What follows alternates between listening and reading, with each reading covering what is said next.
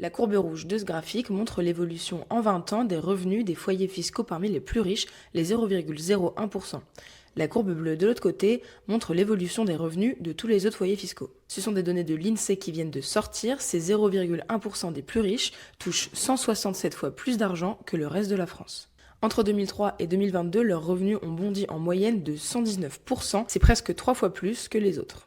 Pour des chiffres encore un peu plus parlants, leurs revenus annuels sont passés de 469 000 euros à l'année en 2003 à 1 million d'euros en 2022. Mais qu'est-ce qui s'est passé? Eh bien déjà, cette hausse est due à la possession de capitaux mobiliers. En fait, 47% de leurs revenus proviennent de ces biens contre seulement 38% du salaire. Pour les autres foyers fiscaux, on est plutôt à une moyenne de 90% des revenus qui proviennent du salaire. Cette envolée peut donc s'expliquer en partie par la hausse des revenus financiers et fonciers de ces dernières années. Sur ce graphique-là, on peut voir une nette cassure à la crise de 2008, mais également une baisse de la hausse à l'arrivée de François Hollande au pouvoir. Les revenus des ultra-riches sont repartis à la hausse à la fin de son mandat, puis ont explosé les scores sous Emmanuel Macron en 2022. Ça peut s'expliquer par la mise en place de la flat tax. Le taux d'imposition de ces 0,1% est passé de 29,2% en 2003 à 25,7% en 2022. Mais évidemment, l'imposition n'est pas le seul facteur, on peut également prendre en compte les tonus de la bourse et la hausse des prix de l'immobilier, que ce soit pour les loyers ou à la revente. Bref, autant de facteurs qui creusent les inégalités, comme le pointe du doigt l'INSEE.